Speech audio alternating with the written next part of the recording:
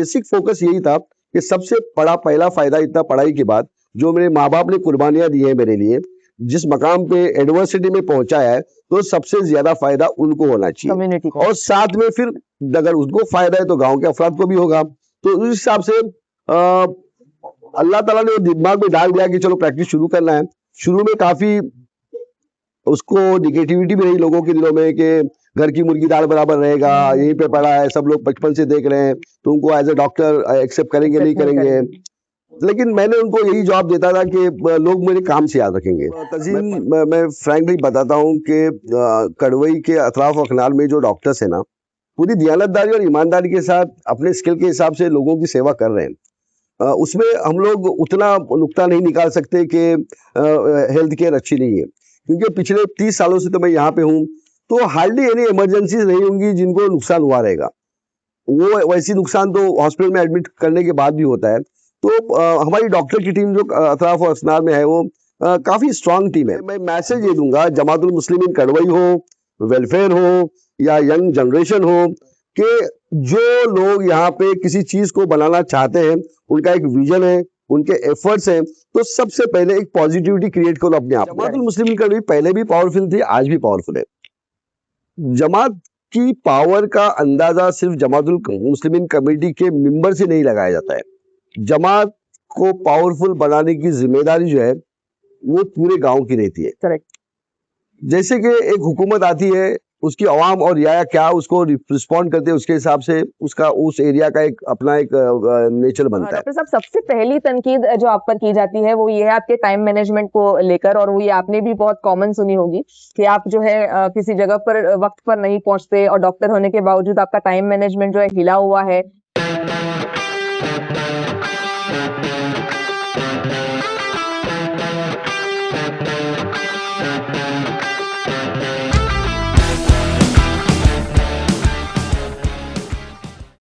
अस्सलाम वालेकुम रहमतुल्लाहि व बरकातुहू। हेलो एवरीवन, मैं हूं तज़ीन कापड़ी और आप सबका फिर से एक बार स्वागत है कड़वई स्पीक्स में। हर गांव में कुछ ऐसे लोग होते हैं जो सिर्फ प्रोफेशन तक महदूद नहीं रहते, बल्कि वक्त के साथ उनके सफर में कई कहानियां और जिम्मेदारियां जुड़ जाती हैं। आज के हमारे मेहमान भी उन्हीं में से एक हैं। आज हमारे साथ मौजूद हैं डॉक्टर अंसार जुवाले साहब, जो एक प्रैक्टिसिंग डॉक्टर हैं और 30 सालों से ज्यादा जिन्होंने कड़वई और उनके आसपास के गांव में मरीजों की खिदमत की है। लेकिन इनका सफर सिर्फ क्लिनिक तक ही सीमित नहीं रहा। तालीम, इंस्टीट्यूशंस और गांव की तरक्की से जुड़े कई कोशिशों में इनका एक खास योगदान रहा है। द कड़वई इंग्लिश स्कूल के शुरुआती दौर से लेकर जमातुल मुस्लिमीन कड़वई और द एजुकेशन सोसाइटी कड़वई जैसे इदारों के साथ जुड़कर जिन्होंने कड़वई के नए दौर को सिर्फ देखा ही नहीं बल्कि इसका एक खास हिस्सा भी रहे हैं, और शायद इसीलिए इनके पास तजुर्बे के साथ साथ बहुत सारी कहानियां भी हैं। आज हम बात करेंगे डॉक्टर अंसार जुवाले साहब से एक डॉक्टर के तौर पर, तालीम से जुड़े एक शख्स के तौर पर और एक ऐसे इंसान के तौर पर जिन्होंने कड़वई को एक नए नजरिए से देखा है। तो चलिए शुरू करते हैं आज की बातचीत डॉक्टर अंसार जुवाले साहब के साथ। डॉक्टर अंसार साहब, आपका बहुत बहुत खैर मकदम है हमारे इस कड़वई स्पीक्स शो में, और आपका बहुत बहुत शुक्रिया कि आपने हमें अपना कीमती समय दिया। जज़ाकल्लाह खैर। एक बार फिर मैं आपसे बहुत खुश हूँ कि आपने जो एपिसोड की जो एक बुनियाद रखी है, उस एपिसोड की वजह से बहुत से लोगों की जो गलतफहमियां उससे दूर होंगी। हम अपने ख्यालात का इजहार कर पाएंगे और एक अच्छा मैसेज दे पाएंगे कि हमारे फ्यूचर में हम लोगों को क्या करना है और हम कैसे आगे बढ़ सकते हैं। तो एक बार फिर मैं आपका शुक्रिया करता हूँ कि आप मुझे मदऊ किया और मुझे अपने ख्यालात का इजहार करने का मौका दिया। तो चलिए शुरू करते हैं आज की क्वेश्चंस की सीरीज। यस।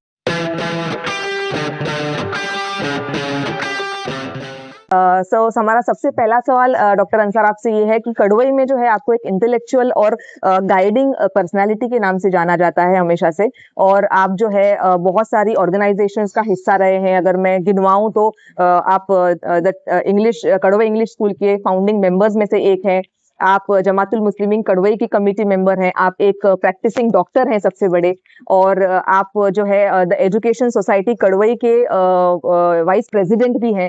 तो इतने सारे जो एक रोल हैं आपकी जिंदगी में, उसको आप बैलेंस कैसे करते हैं, ये हमें बताइए। सबसे पहले मैं अल्लाह ताला का शुक्रगुजार हूँ और हमारी कौम के तमाम अफराद का जिन्होंने मुझे मौका दिया और एक खुशनसीबी होती है किसी भी इंसान के लिए कि इतनी तमाम चीज़ों में वो इन्वॉल्व रहे। तो नेचुरली ये अल्लाह की एक बहुत बड़ी देन है मेरे लिए कि मैं अलग अलग जगहों पे अलग अलग ऑर्गेनाइजेशन में काम करता हूँ और कुछ अपनी तरफ से एक पॉजिटिव देने की कोशिश करता हूँ। रही बात बैलेंस की, तो बैलेंस कुछ चीज़ को मैं नहीं मानता हूँ। जब इंसान में एक विजन हो, एक पैशन हो, कुछ अपने कौम के लिए करने का जज्बा हो, और तो इंसान अपने आप उसमें इन्वॉल्व होते चला जाता है। रही बात बैलेंसिंग की, तो जब इंसान में वो विजन है और कुछ काम करने की इच्छा है, तो वो टाइम निकाल पाता है। और उमूमन टाइम मेरे जैसे प्रोफेशनल इंसान के लिए निकालना उतना आसान नहीं है, लेकिन अल्लाह के फजल करम से जब जहाँ भी जरूरत पड़ती है मैं उसको मैनेज कर लेता हूँ। और ये एक मेरा नेचुरल प्रोसेस है और मुझे उसका शौक भी है। डेफिनेटली। और डॉक्टर साहब, हमेशा से देखा गया है कि जो लोग इतने सारे रोल्स में इन्वॉल्व होते हैं तो कहीं ना कहीं जो है उनकी फैमिली किसी ना किसी तरह से अफेक्ट होती है। एंड आई एम श्योर कि आपकी फैमिली ने भी बहुत कुछ महसूस किया होगा इस बारे में। तो वो आप उसके बारे में आप क्या कहना चाहेंगे कि किस तरह से आपको फैमिली का सपोर्ट मिला, या फिर कभी उन्होंने शायद नाराजगी भी जाहिर की हो, तो किस तरह से रहा वो सफर? डेफिनेटली फैमिली तो सबसे ज्यादा सफर करती है, लेकिन मेरी खुशकिस्मती ये रही है कि मेरी जो बीवी है, मिसेस है सबिया, और मेरे बच्चे हैं इरम, अरफा और अजद, उन्होंने कभी इस मामले में मुझसे निगेटिव अप्रोच कभी जाहिर नहीं किया। वो हमेशा मेरे लिए सपोर्टिव रहे। आज जो भी मैं हूँ, जिस मकाम पे हूँ, नेचुरली अगर घर का माहौल पुरसुकून हो तो इंसान बाहर और ज्यादा कॉन्फिडेंटली होता है, फिर अच्छी प्लानिंग करता है। मेरी प्लानिंग से लेके मेरे मशवरों में मेरी फैमिली का एक बहुत बड़ा रोल रहा है, और कभी भी उन्होंने मुझे ये बावर कराने की कोशिश नहीं की कि हम सफर कर रहे हैं। तो उसकी वजह से मुझे और कॉन्फिडेंट बढ़ता गया, और मेरी आज की सक्सेस में मेरी फैमिली का एक खास रोल है और खास मकाम है उसका।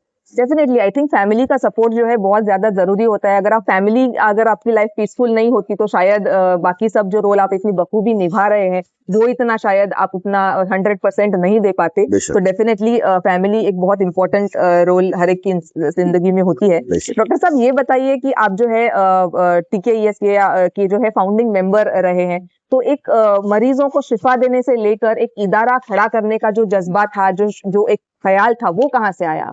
बेसिकली इदारा जो खड़ा करने का एक जो जज्बा था वो बहुत पुराना भी था मेरा, लेकिन विजन्स जैसे जैसे वक्त आके बढ़ता गया, बदलते गए।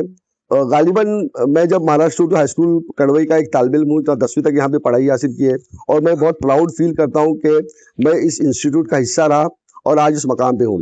लेकिन जब मैं 10वीं पार करके जब मैं 11-12 में बॉम्बे में गया, तब वहाँ के जो हालात थे, पूरा मीडियम अंग्रेजी का था, और इतना सिस्टम अच्छा हमारे यहाँ नहीं था अंग्रेजी मीडियम पे कि किसी लैंग्वेज पे अंग्रेजी के उबूर हासिल किया सके। तो मुझे वहाँ बहुत सी कठिनाइयाँ पेश आई।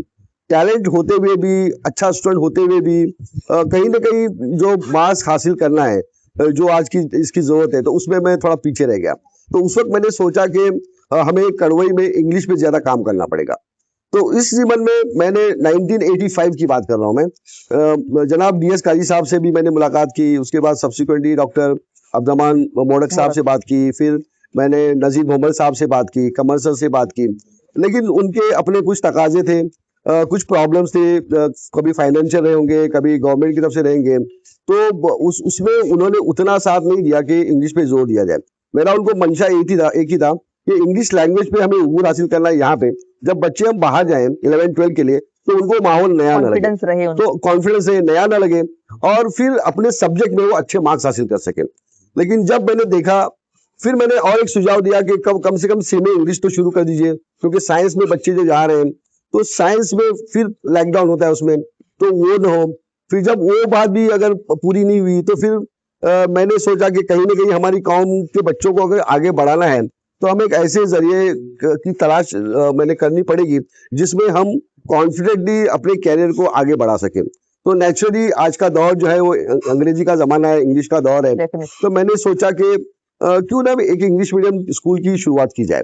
तो उसके बाद मैंने जो है मेरे दोस्तों के साथ मशवरे किए, काफी अच्छा हल्का है मेरे दोस्तों का। तो मशवरे में हमने ये तय पाया कि चलो हमें कुछ करना है और करने की जरूरत भी है। तो इस जीवन में मेरे दोस्तों ने मशवरा दिया कि आप आगे बढ़ो, हम आपके साथ हमेशा रहेंगे, जब भी हमारी जरूरत पड़ेगी यू कैन कॉल मी। तो दैट वे द फाउंडिंग जो एक विजन था स्कूल का, वो बुनियादी हमने सोच लिया था। उसके बाद फिर एक मौका ऐसा आया कि तकाजे बहुत से पूरे करने थे, फाइनेंस का एक बहुत बड़ा मसला था, मैन पावर का मसला था, टीचर्स का मसला था। तो इस ज़िम्मन में हमारी काफ़ी मीटिंगें हुई एजुकेशन सोसाइटी कड़वई के उस वक्त के प्रेसिडेंट और टीम के साथ। जनाब डॉक्टर नजीर ज्वाले साहब के घर पे एक खास आम मीटिंग हुई जिसमें मोटले का जनाब थे और बहुत से मुबारक कापरी साहब थे, काफ़ी लोग उसमें जमा थे। तो हमारी गांव से भी एक टीम गई थी जिसमें मैं, बशीर खान साहब, इब्राहिम मोहम्मद साहब, अफसर खान और दीगर लोग उसमें मौजूद थे। तो वहाँ पे काफ़ी लंबी 2-3 घंटे की मीटिंग हुई। उसमें बहुत सी बातों पर चर्चा हुई। उमूमन बहुत से लोगों का ख्याल था कि हम इसमें कामयाब नहीं हो पाएंगे, लेकिन जब मैंने उनको उनको बोला कि विश्वास के साथ कि मेरे पास प्लानिंग है अगले 4 सालों का और हम फाइनेंशियली भी स्टेबलाइज कर सकते हैं इसमें, तो फिर तो उन्होंने इजाजत दे दी कि आप अपने बेसिस पे, हम सिर्फ आपको मोरल सपोर्ट देंगे, कोई फाइनेंशियल सपोर्ट नहीं रहेगा। तो आपको अपनी जिम्मेदारी पे ये सब करना है। 4 साल के बाद अगर आप स्टेबलाइज हो गए तो फिर एजुकेशन सोसाइटी कड़वई उसमें आपकी अग्री कुछ मदद कर सकती है। तो उस हिसाब से फिर हमने वहां पे एक डिसीजन हो गया कि हमें इंग्लिश मीडियम स्कूल का कायम करना है। तो फिर गांव में आने के बाद फिर जमातुल मुस्लिमीन कड़वई की मीटिंग हुई, आम मीटिंग हुई। उसमें भी हमने ये फैसला लिया कि अब फंड्स अगर जमा करना है तो फिर क्या करें। तो उस वक्त ये तय पाया था कि फी फर्द यानी एक पर्सन जो कमा रहा है 5,000 रुपए कंट्रीब्यूट करे। तो उस हिसाब से सादिक मोड़क साहब ने उसकी जिम्मेदारी ली थी, सादिक इब्राहिम मोड़क ने, और वो जमा करने में जुटे थे। लेकिन फिर कुछ ऑब्जेक्शंस आए कि किसकी परमिशन से हुआ, क्या हुआ, तो वो फिर जो सिलसिला वो मुनकिदा हो गया, फंड्स पूरे जमा नहीं हो पाए। तो लेकिन इतने थोड़े से फंड्स हमारे पास थे कि हम बुनियादी जरूरतों को पूरा कर सके। और गालिबन 2003 में हमने सईदा नायक मैडम और विनय नाथू जो उस वक्त के एमपी थे, उनके हाथों उसका इफ्तिताह किया 16 जून। ओके, तो तब से ये जो है चलते आ रहा है अल्हम्दुलिल्लाह। जी अल्हम्दुलिल्लाह वो अब चल रहा है। काफी दिलचस्प आपने शुरुआत बताई और एक स्ट्रगलिंग जो है सफर आपकी बोलने के हिसाब से रहा है, और अल्हम्दुलिल्लाह अब हम देख रहे हैं आज आपकी जो एक नींव जो आपने डाली थी, किस तरह से वो एक पौधा जो है पेड़ की शक्ल में आगे बढ़ चुका है डॉक्टर साहब। तो काफी जो है टचिंग भी रही है स्टोरी, क्योंकि आपने जिस तरह से बताया the need of the hour, जिस तरह से आपने समझा उस वक्त, जैसे कि उर्दू मीडियम स्टूडेंट्स को चैलेंज होते हैं, और ये काफी नेचुरल सी बात है। हम भी जो है हमने भी वो महसूस किया कि जिस तरह से 11th-12th में हम उर्दू मीडियम वाले गए, तो जब हमने सामने वालों को इतनी फ्लुएंटली इंग्लिश बोलते हुए सुना, देखा, तो कहीं ना कहीं वो एक मन में हमारे भी बात रह गई थी कि काश हमें भी वो एक कॉन्फिडेंस होता, और वो जो है जरूरत आपने समझ के जो है आगे बढ़े। इट्स रियली कमेंडेबल डॉक्टर साहब, मैं कहना चाहूंगी। और शायद इसीलिए आज जो है आपको लोग जानते हैं, they always recognise you as a founding member definitely. तो अगर बात करें डॉक्टर साहब की, और भी अगर आपको लगता है कि जिंदगी में लोग आपको याद रखे, डेफिनेटली ये जरूर एक चीज होगी, आई एम श्योर, लेकिन और आपको क्या लगता है कि आपके बाद या फिर आपको हमेशा लोग किस तरह से याद करेंगे? बेसिकली मैं अपने आप को कोई टैग देना नहीं चाहता हूँ। मैंने हमेशा अपने रोल अलग अलग अंदाज में अदा करने की कोशिश की है। अल्लाह ने जो भी दिमाग में डाला या मेरा जो पैशन रहा, जो मैंने कमी कहीं जगह पे महसूस की, तो मैं उस टैग को पसंद नहीं करता। बस मैं इतना चाहता हूँ कि जो भी मैंने जिसमें ऑर्गेनाइजेशन मैंने काम किया है, अल्लाह मेरे उन कामों को कबूल करे, उसमें अच्छा अजर दे, और जो भी बुनियाद मैंने जिन चीजों की डाली है या जिसका हिस्सा रहा हूँ, अल्लाह उसमें और तरक्की दे और लोग उससे फैज़याब होते रहे। बस मैं eight the end of the यही चाहूंगा कि लोग मुझे एक अच्छे और नेक इंसान के रूप में याद करें, जिसने अपनी कौम के लिए कुछ करने की, कुछ देने की कोशिश की, और अल्लाह उसका अजर मुझे आखिरत में दे। बस यही उम्मीद है इंशाल्लाह, इंशाल्लाह। और जरूर जो आपकी कोशिशें हैं डॉक्टर साहब, वो हमारे सभी कम्युनिटी मेंबर्स ने देखी हैं। आपका डेडिकेशन जो रहा है, डिस्पाइट कि आप एक डॉक्टर रहे हैं। डॉक्टर साहब, आप 30 साल से ज्यादा जो है आपने कड़वई में प्रैक्टिस की, जहां पर हमने देखा कि जो भी नए डॉक्टर्स हैं वो ये मानते हैं कि उनका एक जो करियर होता है वो एक शहर में जाकर ही सेट होगा, and they have moved from Kadwai, और गांव से जो है शहर की तरफ रुख करते हैं। बट आपने जो है ऐसा नहीं किया, आप कड़वई में जमे रहे और आपने सर्विसेज अपनी प्रोवाइड की मेडिकल फील्ड में। तो हमें बताइए कि क्या मोटिवेशन रहा आपके लिए ये चीज, ये डिसीजन लेने का, और क्या आज की तारीख में आप किस तरह से उसको वो चल रहा है, या फिर कहीं ना कहीं आपको लगता है आपने गलती की? कैसा लगता है आपको इस बारे में? मैं बहुत प्राउड फील करता हूँ एक्चुअली कि मैं गांव की सरजमीन में पला बड़ा, वहां पे मैंने पढ़ाई की, और उस सरजमीन ने मुझे इतना कुछ दिया जिसकी बदौलत मैं आज इस मकाम पे हूँ। तो नेचुरली जैसे जैसे मैं बड़ा हो रहा था, गांव में काफी अरसा में जिंदगी गुजार रहा था, यहाँ के हालात देख रहा था, मेडिकल पॉइंट ऑफ व्यू देख रहा था और बाकी की जो सोशल एस्पेक्ट है उनको देख रहा था, तो कहीं ना कहीं मेरे दिल में एक ऐसा था कि मैं यहीं पे कुछ करूं। जब एमबीबीएस पास आउट हुआ मैंने, तब एक मजे की बात बताता हूँ कि जैसे दूसरे लोग रहते हैं वैसे मेरा भी एक विजन था, आगे बढ़ूं, आगे पढ़ूं, डेफिनेटली। कुछ डिफरेंट करूं। तो बदकिस्मती से उतने हालात अच्छे नहीं थे, तो जिसकी वजह से मैं एमबीबीएस के आगे नहीं बढ़ पाया। जिम्मेदारियां बहुत थी, वालिदैन बहुत बूढ़े थे। तो ऐसे एक बार बैठा था मैं, इंटर्नशिप खत्म करने के बाद वालिद साहब के साथ बैठा था और अम्मी भी थी वहां पे। तो मैंने उनको ऐसे ही पूछ लिया कि बाबा आप कहाँ रहोगे, कहाँ हमें रहना है? तो बोले आपके साथ। तो बोला वो तो है, मेरे साथ ही आप रहोगे, लेकिन कहाँ रहना पसंद करोगे, गांव में रहना पसंद करोगे, शहर में? फिर उनका जवाब था कि आप जहाँ रहोगे। बोला अगर गांव में रहा तो बोले सबसे अच्छी बात है, अगर गांव में आपने यहाँ पे रहे, अम्मी ने भी कहा, तो हम लोगों का भी ख्याल रहेगा और आपने जो पढ़ाई हासिल की है उसका फायदा यहाँ के अतराफ के लोगों को होगा। तो वो बात मुझे बहुत अच्छी लगी। और दूसरा, मैं जिस मिट्टी से पैदा हुआ हूँ उसी सरजमीन को कुछ देना चाहता हूँ। अगर समझ लीजिए कि मैं एक आला तालीम हासिल करने के बाद नेचुरली बाहर गया होता तो मैं फाइनेंशियली काफी बहुत आगे निकल चुका होता, लेकिन मेरी जिंदगी में जो फाइनेंशियल जो चीज है उसको मैंने सेकंड नंबर पे रखा। मैंने हमेशा ये सोचा कि मैं काम करूंगा, उसके बदले में मुझे अपने आप मिल जाएगा, और मेरी किस्मत में जहाँ जितनी रोजी कमाना है, मैं बाहर रहूं या सरजमीन पे रहूं, तो उतनी कमाऊंगा। लेकिन बेसिक फोकस यही था कि सबसे बड़ा पहला फायदा इतना पढ़ाई के बाद, जो मेरे माँ बाप ने कुर्बानियां दी है मेरे लिए, जिस मकाम पे एडवर्सिटी में पहुंचाया है, तो सबसे ज्यादा फायदा उनको होना चाहिए कम्युनिटी को। और साथ में फिर अगर उसको फायदा है तो गांव के अफराद को भी होगा। तो उस हिसाब से अल्लाह ताला ने दिमाग में डाल दिया कि चलो प्रैक्टिस शुरू करना है।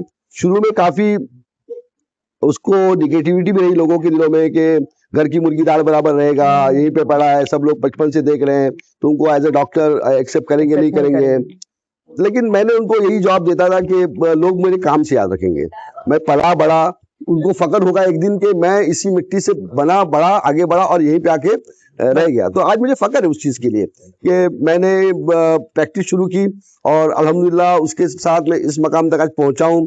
साथ में अल्लाह ताला ने और ज्यादा मौके दिया कि मैं सोशली इन्वॉल्व हो पाया, बहुत से फलाही कामों का हिस्सा रहा। तो अगर वो मैं बाहर होता तो ये सब नहीं कर होता। पाते। तो मैं अल्लाह का शुक्रगुजार उस मामले में। और डेफिनेटली जैसे कि आपने कहा, तो लोग जो है आपको इस एक्शन के लिए मैं कहूंगी कि जरूर याद करते हैं। अंसार साहब, मैं कहना चाहूंगी यहाँ पे कि जहाँ पे आपने अपनी मिट्टी को नहीं छोड़ा, जबकि हमने देखा कि कई लोग जो है अपनी फैमिली की नीड्स के हिसाब से जो है माइग्रेट कर गए कड़वई से, जहाँ पर आप यहीं पर बसे रहे, तो वो भी एक हमारे लिए कमेंडेबल और एक, जैसे कहते हैं ना, कि एग्जाम्पल सेट करने जैसी बात है। तो यहाँ पर मैं ये कहना चाहूंगी। डॉक्टर साहब, आपने ये कहा कि आपने जो है ये सोचकर यहाँ पर बसना समझा कि मेडिकल जो है लोगों को केयर मिल पाए। लेकिन अगर कड़वई में हम अतराफ में देखें डॉक्टर साहब, तो मेडिकल जो एक कहते हैं हेल्थ केयर फैसिलिटी जिसे हम कहते हैं, वो उतनी ज्यादा स्ट्रांग आज की तारीख में नहीं है। तो आपको इस बारे में कैसा लगता है कि किस तरह की हेल्थ केयर फैसिलिटीज आज हमारे अतराफ में होनी चाहिए, जिस तरह से आप एक्सपेक्ट करते हैं? वैसे अगर तजीन मैं फ्रैंकली बताता हूँ कि कड़वई के अतराफ अखनाल में जो डॉक्टर्स है ना, पूरी दियानतदारी और ईमानदारी के साथ अपने स्किल के हिसाब से लोगों की सेवा कर रहे हैं। उसमें हम लोग उतना नुक्ता नहीं निकाल सकते कि हेल्थ केयर अच्छी नहीं है, क्योंकि पिछले 30 सालों से तो मैं यहाँ पे हूँ, तो हार्डली एनी इमरजेंसीज नहीं होंगी जिनको नुकसान हुआ रहेगा। वो वैसी नुकसान तो हॉस्पिटल में एडमिट करने के बाद भी होता है। तो हमारी डॉक्टर की टीम जो अतराफ और असनार में है, वो काफी स्ट्रांग टीम है। बेसिक चीज जो मैं बोलता हूँ कि हमें क्लिनिकल डायग्नोसिस के ऊपर ज्यादा ध्यान देना पड़ेगा, क्योंकि क्लिनिकल डायग्नोसिस एक ऐसी चीज है जिसमें आपको पता चलता है कि आपको क्या करना है, क्या नहीं करना है, कहाँ रिफर करना है, कहाँ नहीं रिफर करना है। So you don't take wrong choices in that. So clinical diagnosis जो है वो हमारा एक अहम हिस्सा होता है, जिसमें अल्लाह के फजल करम से मैं जो इन्वेस्टिगेशन पार्ट जो मेरे लिए फिलहाल है, वो just to confirm my diagnosis. तो अल्लाह के फजल करम से उतना अल्लाह ने मुझे दिया है महारत उसमें, और जिसका श्रेय जाता है, मेरी एक मैडम थी, दुगानी मैडम, वो हमेशा हमें कहा करती थी कि अगर आपको गांव में प्रैक्टिस करना है, गांव में कहीं जाना है, उस वक्त की बात है 35-40 साल पहले की, तो आपको क्लिनिकल डायग्नोसिस में अबूर हासिल करना पड़ेगा। क्योंकि अतराफ असनार में जो है वो इन्वेस्टिगेशन अवेलेबल नहीं होते हैं, और जब तक इन्वेस्टिगेशन आएगा तब तक पेशेंट हाथ से निकल चुका होगा। तो क्लिनिकल डायग्नोसिस पे बेसिस पे आप ट्रीटमेंट शुरू करोगे, इन्वेस्टिगेशन आपके कंफर्मेशन ऑफ डायग्नोसिस के लिए होगा, फिर उसमें कुछ तो वो चीज मैंने ले ली उनके पास से, उसी बेसिस पे मैंने काम किया। रही बात हेल्थ केयर सिस्टम की, नेचुरली 40 साल पहले का दौर आज के दौर में काफी बदलाव आया है। तो जैसे जैसे टेक्नोलॉजी आती है, नए इन्वेंशन आते हैं, नए मेडिसिन आते हैं, तो हर डॉक्टर का एक फर्ज बनता है कि अपने आप को अपग्रेड करे और अपडेट करे। Knowledge is important. रही बात फिर और हेल्थ केयर आगे बढ़ेंगे तो सबसे पहले स्किल पर्सनालिटी हमारे पास होनी चाहिए, मेडिकल प्रोफेशंस जिसमें हम लोग यानी अपना वक्त दे सके। फिर आता है इंफ्रास्ट्रक्चर एंड फैसिलिटीज। तो नेचुरली कड़वई जो है वो वहाँ पे स्कोप तो है मुझे लगता है, क्योंकि एक सेंट्रलाइज प्लेस है, ड्रेनेज सिस्टम पेशेंट का अच्छा है, अच्छे लोग हैं। तो नेचुरली अगर कुछ लोग या कुछ ऑर्गेनाइजेशंस अगर साथ मिलके एक दूसरे की बाहमी इत्तेफाक से, यकजहती से, irrespective of caste, creed and community आगे आके अगर ये सोचे कि हमें यहाँ पे एक बेस्ट हेल्थ केयर सिस्टम बनाना है, तो कोई नामुमकिन चीज नहीं है। और नेचुरली कोई भी प्रोग्रेस जो होता है वो भलाई के लिए, अच्छाई के लिए होता है, जिससे डेफिनेटली फायदा होगा। उस जीवन में मैं ये कहूंगा कि फिलहाल एक बार बात हुई थी जनाब शफीक मोड़क साहब से। ये जो अभी यहाँ पे जहाँ बैठे हैं अपना पॉडकास्ट के लिए, ये जगह उन्होंने मुझे बताई थी और कहा था कि ये भी हॉस्पिटल के लिए अच्छी जगह है। वो बहुत पहले की बात है, 25 साल पहले की बात है। लेकिन इन जैसे लोग, दानिश्वर दानशूर लोग अगर साथ में आए, उसके साथ स्किलफुल मेडिकल प्रोफेशनल साथ में आए, तो डेफिनेटली कुछ कर सकते हैं जिससे अतराफ का फायदा हो सकता है। स्कोप तो है। तो ये जो हमारे कड़वे की ऑर्गेनाइजेशन है डॉक्टर साहब, जैसे यूपीएफ हो गई, केडब्ल्यू हो गई, जमात हो गई, इनसे आपको अगर कुछ अपील करना चाहें तो ये क्या किस तरह से ये लोग जो है मदद कर सकते हैं इन चीजों को इम्प्रूव करने में? डेफिनेटली मैंने पहले ही कहा है ना कि अगर किसी चीज को बनाना है, डेवलप करना है, तो मल्टीपल फैक्टर्स जरूरी होते हैं। उसमें सबसे पहले होते हैं कि ऑर्गेनाइजेशन। विदाउट ऑर्गेनाइजेशन आज के जमाने में इंडिविजुअल बेसिस पे कोई कुछ नहीं कर सकता है, क्योंकि उसमें खर्चा बहुत होता है, फाइनेंसेस बहुत जाते हैं। फिर सबसे इंपॉर्टेंट चीज होती है एडवर्टाइजमेंट। अगर हमारे लोग उमलती पुलती का नाम लेंगे तो ATG सर्टिफिकेट अपने पास, तो CSR फंडिंग के लिए वहां से आसानी हो सकती है। जमातुल मुस्लिमीन कड़वई का रोल उसमें ये रहेगा कि प्राउडली उनको ये फील करना पड़ेगा कि हमारे पास एक अच्छी हेल्थ केयर सिस्टम बन रहा है, तो हम उसको सपोर्ट करें, अच्छी एडवर्टाइज करें।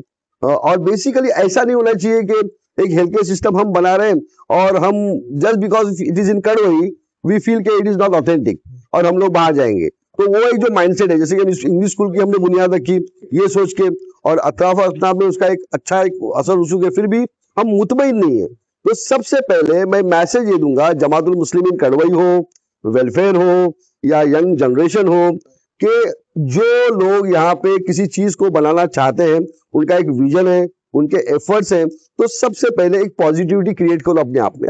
तो जमात का इसमें रोल रहेगा कि पॉजिटिविटी को क्रिएट करना, माउथ टू माउथ एडवर्टाइज अच्छा करना। वेलफेयर का अगर देखेंगे तो उसका भी एक रोल बनता है कि फाइनेंशियल सपोर्ट करना। बाकी लोग उससे फैज़याब होते रहे। जब लोकली लोग उस चीज से फैज़याब होंगे तो हम नेचुरली तरक्की करेंगे। डेफिनेटली। और डॉक्टर साहब, इस मुद्दे पर मुझे एक बात याद आ रही है कि कुछ साल पहले एक NGO ने जो है एक पहल की थी हेल्थ केयर जो कड़वई में इम्प्रूव करने की, और मेरा ख्याल है कि आप भी उसका एक हिस्सा रहे हैं, बट वो कोशिश कुछ किन्हीं वजहों से कामयाब नहीं हो पाई। तो इस बारे में आपका क्या कहना है? क्या मे बी कुछ इम्प्रूवमेंट्स चाहिए थे, या फिर कहाँ चूक हुई, या फिर कुछ भी जो जिसकी वजह से वो जो है स्टेप उन्हें पीछे लेना पड़ा? तो इसमें जो है क्या हो सकता है आगे इम्प्रूवमेंट, या फिर क्या चीजें? डेफिनेटली वो आप जो NGO बताए वो हरियल फाउंडेशन ही था समझो। उसमें जो इन्वॉल्व लोग थे वो मेरे दोस्त ही थे जी। और उनकी नीयतें साफ थी कि हमें कुछ करना है, इस फील्ड में करना है। उस जमाने में मुझसे काफी राब्ते कायम किए गए, इनिशियल स्टेजेस में काफी प्लानिंग हुई लेकिन बाद में ऐसा हुआ कि उन्होंने वो हेल्थ केयर सिस्टम शुरू किया। उसमें अगर सबक लेने वाली चीजें तो ये है कि कभी कभी मुझे लगता है, जो मैं ओपनली बोलता हूँ, कि नॉन मेडिकल प्रोफेशनल्स जो हैं वो मेडिकल प्रोफेशन में उतना नहीं सोच सकते या उतना प्लानिंग नहीं कर सकते unless and until there are few people who are actually professionals and they are doing the job and they are leading the task. तो वहां पे शायद वो थोड़े पीछे हो गए, क्योंकि उमूमन उन्होंने ही एडमिनिस्ट्रेशन से लेके जो भी बाकी की जो फॉर्मेलिटीज है वो खुद उन्होंने अपने हाथ में रखा था। तो उस जिम्मन में थोड़ा उनसे चूक हो गया ऐसा मुझे लगता है। बेसिकली मेरा इन्वॉल्वमेंट प्राइमरी लेवल पे था, बाद में I just provided them my place, मैंने अपनी जगह प्रोवाइड किया, इंफ्रास्ट्रक्चर आपने प्रोवाइड इंफ्रास्ट्रक्चर प्रोवाइड किया। उसके बाद फ्री ऑफ कॉस्ट नहीं, ये भी बताता हूँ, तो कोई बोलेगा कि फ्री ऑफ कॉस्ट नहीं, दे यूज्ड टू पे me for that rent. Charges. उसके बाद जब कोई उनके कैंप्स होते थे तो मैं अपना ओपीडी से लेके उनको प्रोवाइड करता था। तो लेटर स्टेज में मेरा रोल सिर्फ स्पेस को प्रोवाइड करना था, उसमें ऐसा मेरा कोई से नहीं था। रही बात सबक हासिल करने की, तो उसमें सबक के बदले मैं यही कहूंगा कि वहां पे लोगों का साथ और लोकल डॉक्टर्स का जो एक बोलते हैं कि इन्वॉल्वमेंट वो कम था, रेफरेंस वो ज्यादा होना चाहिए था। वो कम था। तीसरी बात ये रहता है कि कंसल्टेंट की जो फीस है आजकल, वो गांव के लोग इतने गरीब हैं कि वो अफोर्ड नहीं कर पाते। तो वो भी एक रुझान रहता है कि लोग आना चाहते हैं ऐसी जगह पे, लेकिन जो फीस रहती है तो वो उनको अफोर्डेबल नहीं होती। So that is one part. बस यही है कि उनकी नीयत अच्छी थी, काम का ये अच्छा था, और मैं उम्मीद करता हूँ कि अगर उनका पैशन अभी भी जिंदा है तो जो गलतियां उन्होंने की है उसको सुधार के वापस एक नई एनर्जी और विगर के साथ अगर वो आएंगे तो कामयाब होंगे इंशाल्लाह। और ये आपने सही कहा कि गांव के लेवल में जो है हमने भी देखा है जहाँ पर एक नॉर्मल फीस भी शायद कोई अफोर्ड, आप डेली डॉक्टर्स जो होते हैं उनके यहाँ पर भी कोई फीस नहीं अफोर्ड कर सकते हैं क्योंकि उनकी सिचुएशन कंडीशंस फाइनेंशियल वैसी है। तो आई थिंक यस, जगह को देखकर भी शायद हमें वो स्ट्रेटेजी अपनानी चाहिए उसके हिसाब से, तो वो एक तरीका जो है आगे में भी कामयाब हो सके। ज्योग्राफी बहुत इंपॉर्टेंट होता है किसी भी चीज की कामयाबी के लिए। डेफिनेटली। और कड़वई की ज्योग्राफी जैसी है, यहाँ पे कहते हैं ना हम लोग 7 कोण के अलग अलग तरह के लोग हैं, सबका अलग अलग अपना कोई कर सकता है अफोर्ड, कोई नहीं कर सकता शायद, और बहुत सारी मेजॉरिटी पब्लिक ऐसी है जो शायद नहीं कर सकती। तो उस तरह का सेटअप इसमें मैं इतना ही ऐड करूंगा कि किसी भी चीज की कामयाबी के लिए लोकल पब्लिक का सपोर्ट बहुत जरूरी, पॉजिटिव वे से बहुत जरूरी होता है। देखो, अगर आप किसी अच्छी चीज का बैड एडवर्टाइज करोगे तो वो चीज लोगों की नजर में खराब दिखेगी, बुरी चीज का अच्छा एडवर्टाइज करोगे तो वो लोगों की नजर में अच्छी दिखेगी। तो मैं जो पिछले 30 साल से जो महसूस कर रहा हूँ, क्योंकि मैं बहुत सी चीजों का हिस्सा रहा हूँ, तो उसमें लोग बिना सोचे समझे एक टैग लगा देते हैं अपने हिसाब से, अपने मन से, अच्छी है या बुरी है। वो एक फेलियर की वजह वो भी है। तो वो माइंडसेट को भी चेंज करना पड़ेगा, क्योंकि इतनी छोटी सी जगह पे इतना बड़ा रिस्क लेना है, तो अगर लोगों का सपोर्ट नहीं रहेगा, पॉजिटिव माइंडसेट नहीं रहेगा, तो हम कामयाब नहीं हो पाएंगे। डेफिनेटली। और लोगों का सपोर्ट आई थिंक हर जगह चाहिए होता है, उसके बिना कुछ भी पॉसिबल ही नहीं है। नहीं। आप बड़े से बड़ा इंफ्रास्ट्रक्चर खड़ा कर दो, लेकिन लोग नहीं आ रहे हैं, लोग सपोर्ट नहीं कर रहे हैं, इसका कुछ मतलब नहीं है। एग्जैक्टली। आपने जिस चीज की नींव रखी, फिर से मैं आना चाहूंगी टीकेईएस की, तो एजुकेशन में उसके बाद से बहुत बदलाव आए हैं in this 23 years I would say. तो आज जो टीकेईएस जिस मुकाम पर है, आपने जहां से शुरुआत की, बदलते वक्त के साथ, तो आपको किस तरह से महसूस होता है और आप किस तरह से जो है टीकेईएस का फ्यूचर देखते हैं अपने हिसाब से? तजिन, एक बात बताओ कि जो शुरुआती जो लम्हात थे या जो पीरियड था वो बहुत ही डिफिकल्ट था, क्योंकि टेक्नोलॉजीज नहीं थी।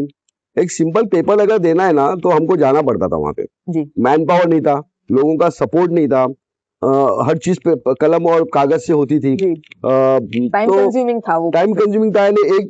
आज जो काम 1 मिनट में होता है ना, उस वक्त हमको 1 दिन 2 दिन लगते थे उस काम को पूरा करने के लिए। टेक्नोलॉजी उतनी नहीं थी। तो मैं सबसे पहले जो मेरे साथी थे ना उस वक्त, बेसिकली जिन्होंने मेरा साथ दिया, उनको मैं सलाम करता हूं कि उन्होंने मेरी हर ऑर्डर पे लब्बैक कहा और वो वहां तक पहुंचे जी, और उस काम को अंजाम 2 बार 3 बार 4 बार 5 बार उन्होंने किया। सो बेसिकली मैं उन लोगों का बहुत बहुत शुक्रगुजार हूँ। नाम लूंगा क्योंकि उनकी बहुत सी कुर्बानियां उसमें। इब्राहिम जूले साहब जो उस वक्त के प्रेसिडेंट थे, अफसर खान साहब, इन्होंने कभी भी मुझे, अगर मैंने रात के 2 बजे भी फोन किया या जाके बोला तो उन्होंने वो काम किया है। तो मैं उनका शुक्रगुजार हूँ कि आज हम जिस मकाम पे हैं, तो वो एक पीरियड था जिसमें एक डेडिकेटेड और पैशनेट लोगों की जरूरत थी, जो ये 2-3 लोगों ने मुझे उस वक्त प्रोवाइड किया, और उन्हीं के बेसिस पे जितना भी मेरे कॉन्टैक्ट्स थे या जो ये थे, उस बेसिस पे सब होता चला गया। रही बात आज के दौर की, उसका जो प्रोग्रेस है, वैसे देखा जाए तो मैं प्रोग्रेस से काफी से ज्यादा मुतमईन हूँ। काफी से ज्यादा मुतमईन इसलिए हूँ कि जो इनिशियल फेज 15 साल का हमारे साथ गया, it was the toughest period of that institution, correct, क्योंकि फाइनेंसेस की कमी थी, मैन पावर की कमी थी, टेक्नोलॉजीज नहीं थे, टीचर्स को। लेकिन एक बात बताओ, टीचर्स हमें मिले, लेकिन पता नहीं अल्लाह की रहमत है या क्या है, एक टीचर जाता था तो दूसरा टीचर खुद अप्रोच करता था कड़वई जैसी जगह पे। सैलरीज हम बहुत कम देते थे, फिर भी टीचर्स हमारे साथ टिके रहते थे। तो वो शायद एक अल्लाह की तरफ से उनके लिए वो एक बोलते हैं समझ थी कि आप लगे रहो, डटे रहो, और हम भी उनको आश्वासन देते रहते थे कि इंशाल्लाह आगे बढ़ेगा। उसके बाद एक दौर आया, फिर एक नई टीम बनी, नई टीम के साथ नया जोश, नया जुनून, नया वलवला, नया विजन और टेक्नोलॉजी ओरिएंटेड काम शुरू हुआ। तो अल्लाह का फजल है कि इससे ज्यादा हम प्रोग्रेस की क्या उम्मीद कर सकते हैं। मैं तो इतना अंदर से खुश हूँ, मेरी आत्मा जिसको बोलते हैं, कि I am thankful to all the people who are involved in that, because we started का मतलब ये नहीं था कि वो मैंने मेरे लिए किया है। स्टार्टेड का मतलब ये था कि एक कौम के लिए कुछ बनाना है, और अल्लाह ताला कुछ ऐसे लोगों को उसमें जोड़ दे जो अपनी पूरी उसको जिंदगी झोंक दे, और आज ऐसे लोग हमारे पास हैं। तो I am very proud of them. दूसरा, फ्यूचर ऐसे लोग अगर हाथ में तो नेचुरली ब्राइट ही रहेगा। लेकिन फ्यूचर को ब्राइट करने के लिए ना, फिर मैं आता हूँ पब्लिक के ऊपर, पेरेंट्स के ऊपर, वो लोकल अथॉरिटी के ऊपर, क्योंकि वो एक बहुत बड़ा रोल अदा करते हैं। एक ऑफिस में बैठने वाला इंसान प्लानिंग कर सकता है, विजन बना सकता है, सब कर सकता है, मैपिंग कर सकता है, इंप्लीमेंट कर सकता है कैंपस में। लेकिन कैंपस को भरना जो है वो ऑडियंस का काम है, बाहर के लोगों का काम है। तो वो वहां पे थोड़ा मैं एक मैसेज दूंगा स्ट्रांगली कि आप प्लीज हमारी मेहनतों को आके देखिए, करीब से देखिए, तब फ्यूचर को ब्राइट करना आपके हाथ में। और अगर कड़वई की विश्व का फ्यूचर ब्राइट रहा ना, मैं आपको यकीन से कह सकता हूँ कि कड़वई का फ्यूचर ब्राइट रहेगा, एज अ विलेज, इस विसिनिटी का ब्राइट रहेगा, और आपको प्राउड होगा कि हम इस सरजमीन में पैदा हुए, यहाँ पले बड़े, और हम अपनी जिंदगी में तरक्की की। सो आई सी दैट वे। इन लोगों के लिए, कड़वई के लोगों के लिए मैसेज देता हूँ, आपको प्राउड फील करो। डेफिनेटली। और ये मैसेज डॉक्टर साहब हमने अपने पिछले एपिसोड्स में भी दिया है लोगों को कि, और आई थिंक ये बहुत बड़ा मसला है कि लोग जो है चले गए, शायद उन्होंने कभी पीछे मुड़ के देखा भी नहीं। ऐसे बहुत सारे लोग समझने की कोशिश नहीं। कड़वई की अगर हम बात करें डॉक्टर साहब, तो आई थिंक 80% ऑफ कड़वईज पॉपुलेशन वो महाराष्ट्र उर्दू हाई स्कूल अपने स्कूल से ही पढ़े लिखे हैं, और वो जज्बा रखते हैं स्कूल के लिए। लेकिन शायद क्या ऑपोजिशन है, क्या फैक्टर है, बहुत सारे हो सकते हैं, ये पता नहीं, लेकिन कभी उन्होंने पीछे मुड़ के नहीं देखा। तो आपने ये सही अपील की लोगों से। मैं भी यहाँ पर वंस अगेन हमारी इस एपिसोड के जरिए अपील करना चाहूंगी कि लोग आकर देखें कि वक्त बदला है, वक्त के साथ हम भी बदले हैं, सब कुछ बदला है, और वो बदलाव आप खुद महसूस कीजिए, and then you decide on it. आपको आपके बच्चों के लिए जो है एक बेहतर फ्यूचर यहाँ पर भी बनाया गया है। That is definitely true. Doctor साहब, थोड़ा सा जो है मैं आपके एक और रोल के ऊपर आना चाहूंगी यहाँ पर, कि आप जमातुल मुस्लिमीन कड़वई के भी एक एक्टिव मेंबर रहे हैं हमेशा से। तो जमात का जो एक रौब, जिस तरह से हम कहते हैं कि राहत पहले होता था, वो आज कहीं ना कहीं डगमगाता हुआ नजर आता है हमें, कहीं ना कहीं किसी बहुत सारे फैक्टर्स की वजह से। तो एक जमात को पावरफुल बनाने के लिए किस चीज की जरूरत है आपके हिसाब से? लगता है क्या कमी है जो आपको महसूस होती है आज की तारीख में? देखो, सबसे पहले जो पहले दो क्वेश्चन है, पहले पावरफुल थी, अब भी कमजोर लग रही है, इसके ऊपर मैं बोलना चाहूंगा। जमातुल मुस्लिमीन का भी पहले भी पावरफुल थी, आज भी पावरफुल है। जमात की पावर का अंदाजा सिर्फ जमातुल मुस्लिमीन कमेटी के मेंबर से नहीं लगाया जाता है। जमात को पावरफुल बनाने की जिम्मेदारी जो है वो पूरे गांव की रहती है। करेक्ट। जैसे कि एक हुकूमत आती है, उसकी आवाम और रियाया क्या उसको रिस्पॉन्ड करते हैं, उसके हिसाब से उसका उस एरिया का एक अपना एक नेचर बनता है। मैं कहूंगा कि जमात पहले भी अच्छी थी, आज भी लोग पूरी ईमानदारी और दयानतदारी के साथ काम करें। देखो, जमात को चलाने के लिए दो तीन चीजों की बहुत ज्यादा अहमियत होती है। एक तो वक्त देना है, करेक्ट, एक तो ईमानदारी के साथ काम करना है, और तीसरी चीज कंट्रोवर्सीज को ज्यादा दिल पे नहीं लेना है। क्योंकि होता क्या है कि हाँ, पुराने जमाने के लोग जो थे वो पढ़े लिखे कम थे, लेकिन मोर डिसिप्लिन थे। डिसिप्लिन इन द सेंस कि एक बार जमात ने किसी हुक्म दे दिया, और अगर आपको पसंद हो या न हो, वो दे यूज टू फॉलो दैट। आज ऐसा नहीं है। आज प्रॉब्लम ये हो रहा है कि हर इंसान सोच रहा है कि मेरे हिसाब से फैसला हो, मेरे हिसाब से डिसीजन हो, मैं जो कह रहा हूँ वो सुने। नहीं कर रहे तो जमात खराब है। मैं कहता हूँ कि सिकंदर जुनैद साहब ने पिछले 11 साल में अगर वो टिके हैं तो कुछ तो पॉजिटिव होगा। फिर जमातुल मुस्लिमीन कड़वई को का लीड करना 11 साल तक। अगर अल्लाह ने चाहा, इसलिए तो हो रहा है ना। अगर सिकंदर जुनेद साहब का काम उतना अच्छा नहीं होता तो शायद अल्लाह ताला उस मकाम पे उनको इतने सालों तक नहीं रखता।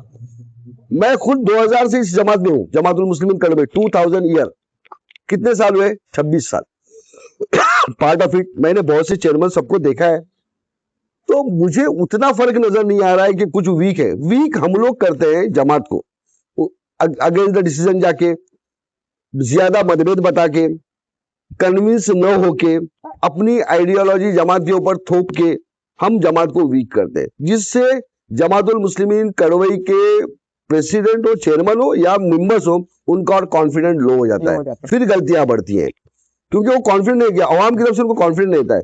तो मेरी नजर में, मैं पिछले 26 साल से जो देख रहा हूं ना, उसमें जमात बुरा काम नहीं कर रही, फक्त सिर्फ हमारे सोचने का तरीका, नजरिया बदल गया है।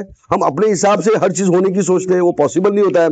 जमात के मेंबरों को आपने चुना है, तो वो जो आदेश दे वो सोचे, उसको आप अगर अपनाओगे, उसको फॉलो करोगे, तो सब अच्छा नजर आएगा। डेफिनेटली।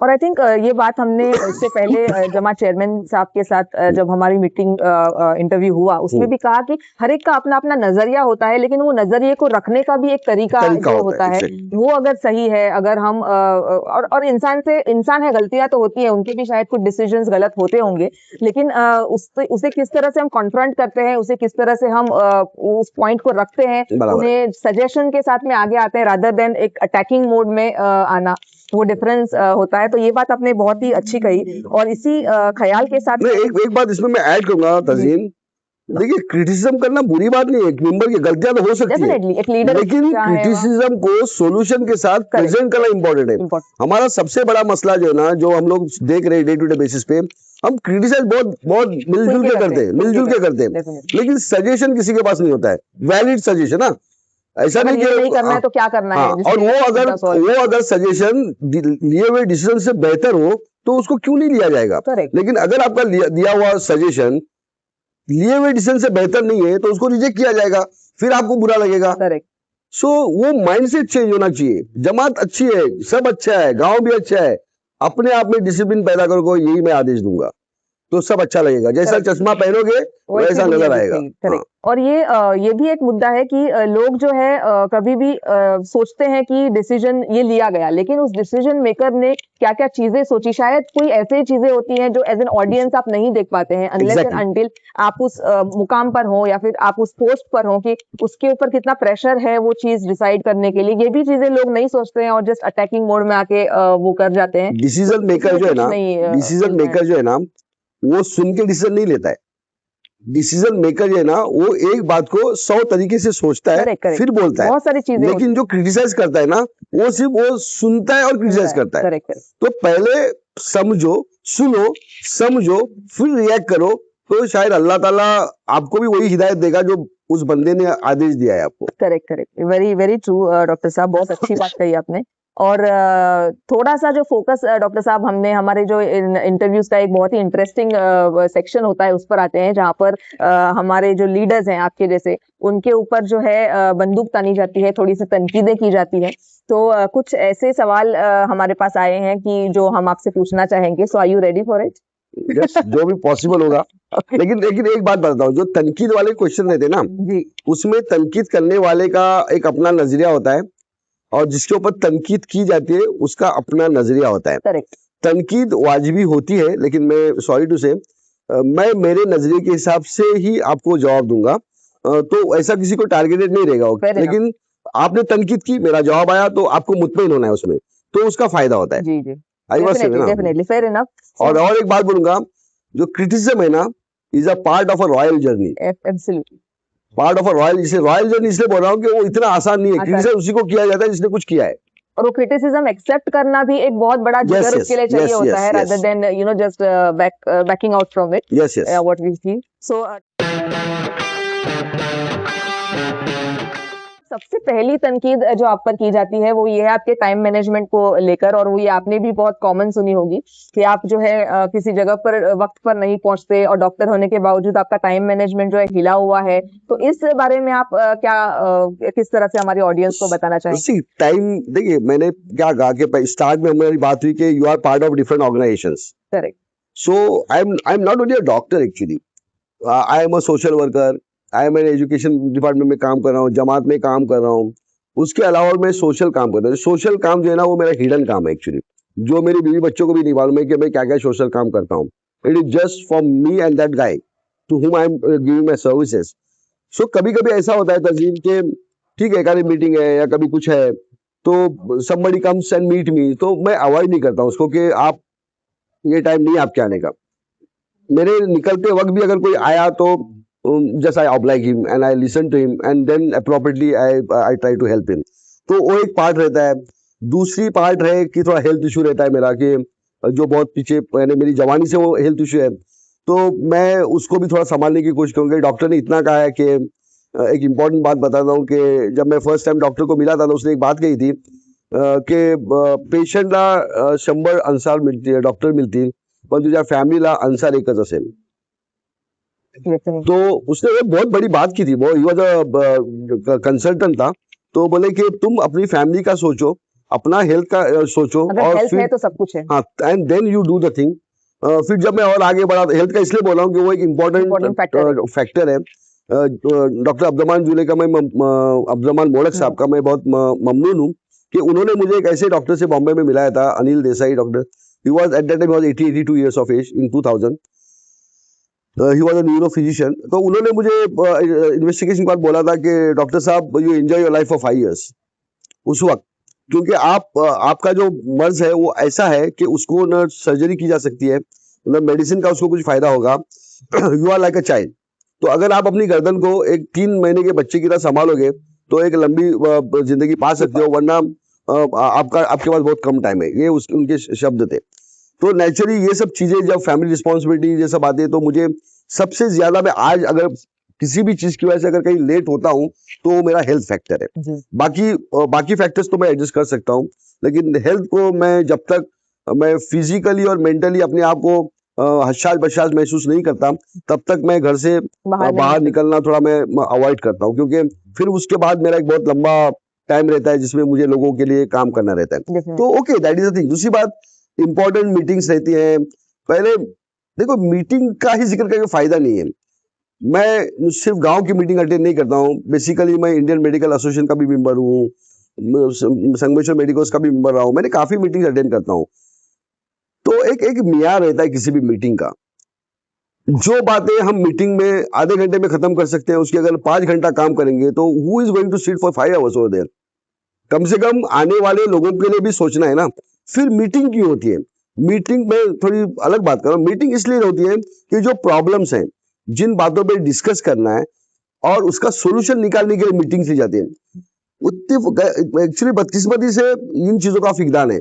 हम लोग मीटिंग्स अटेंड करते हैं लेकिन प्री प्लान टारगेटिंग वैसे हम लोग अटेंड करते हैं, फिर उसमें कोई सोल्यूशन आता नहीं है. मैंने जो मीटिंग्स मेरे लेवल पे अटेंड करता हूँ बाहर के, उसमें कभी भी एक आदमी बगैर परमिशन के बात नहीं करता है या कोई सवाल नहीं करता है. जोर से आवाज तो छोड़ ही दो. तो फिर मेरे जैसे इंसान को कभी कभी हर मीटिंग को अटेंड करना मुश्किल इसलिए होता है कि there are other things which are more important for me in life to do. Like मेरी प्रैक्टिस है. दूसरी बात, मैं एक प्रोफेशनल हूँ जो रिटायर नहीं हुआ हूँ कि मीटिंग में मैं हर जगह टाइम पे पहुंचूं. और मैं 24/7 काम कर रहा हूँ. एक संडे का दिन मिलता है, उसका भी मुझे भरोसा नहीं था कि मैं क्या करने वाला हूँ. बाकी मैं काम तो कर रहा हूँ. कभी छुट्टी पे नहीं गया, कभी हिल स्टेशन नहीं गया. मैं काम कर रहा हूँ. साल के 12 महीने काम कर रहा हूँ. कभी कोई बता दे कि अंसार घूमने के लिए गया है, तो I am doing my job. लेकिन मैं अपनी तबीयत को संभाल के फिर हर जगह अपना एक रोल जो है उसको अदा करके मैं अपना काम कर रहा हूँ. तो उसमें आप उसको उतनी निगेटिव मत सोचो.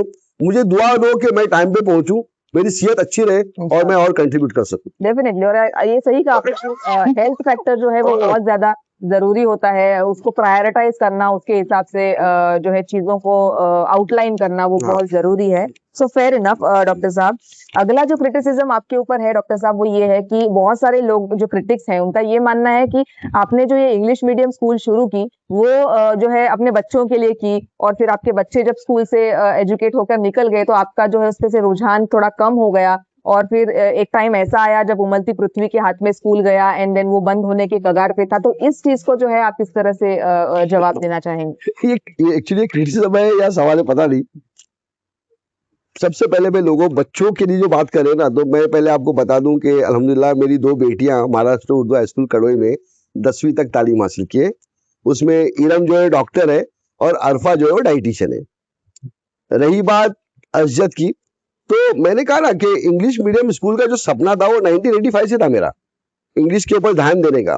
वो मैंने इससे पहले आपका जिक्र किया है। तो जो लोग क्रिटिसाइज कर रहे हैं ना, उनको बैकग्राउंड नहीं मालूम है, मेरा इंटेंशन नहीं मालूम है, मेरी सोच नहीं मालूम है, मेरी तड़प नहीं मालूम है।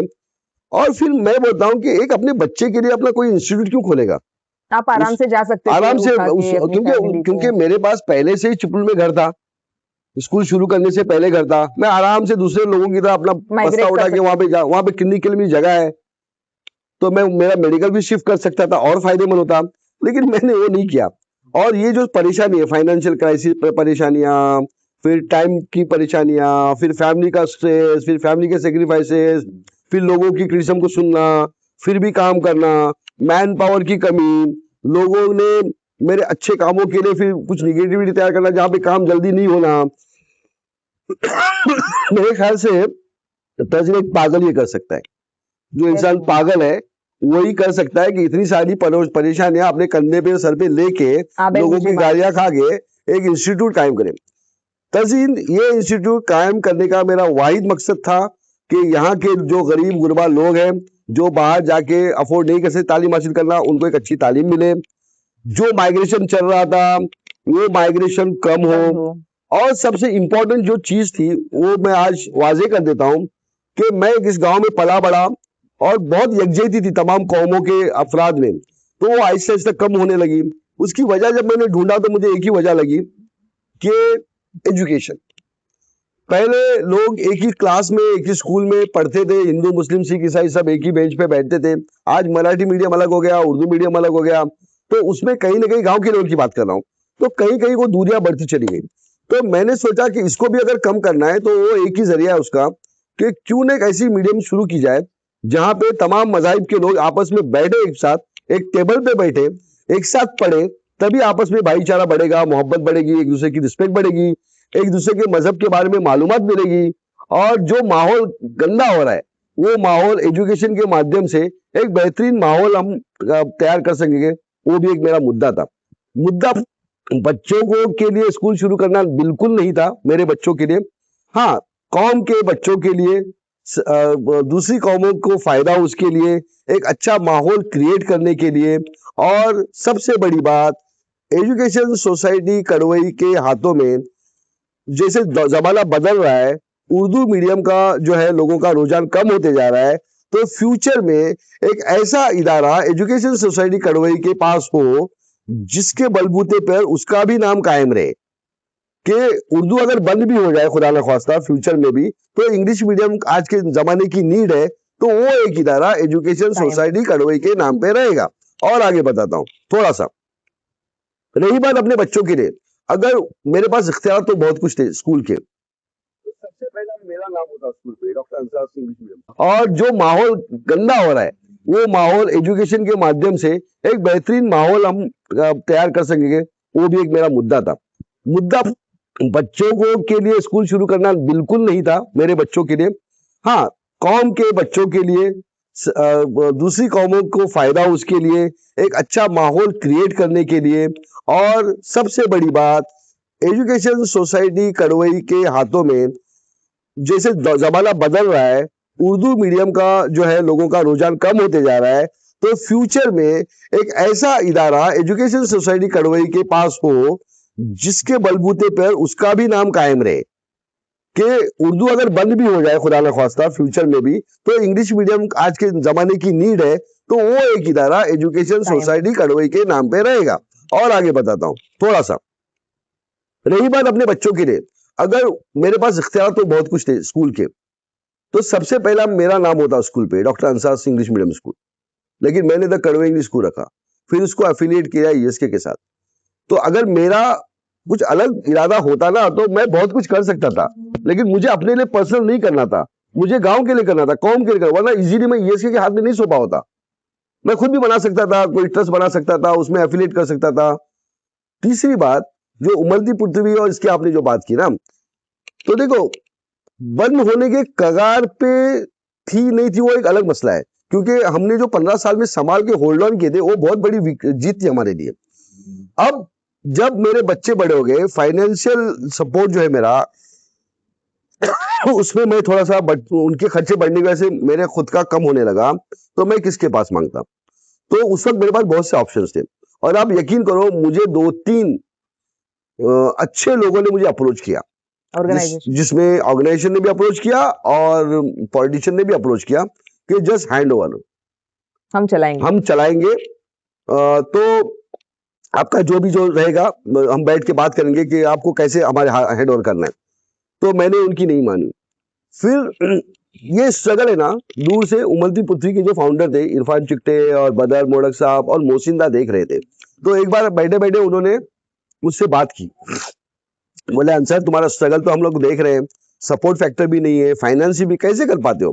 तो एक अच्छी लंबा डिस्कशन हुआ। तो उसके बाद उन्होंने बोला कि ठीक है फिलहाल हम आपको फाइनेंशियल सपोर्ट देंगे।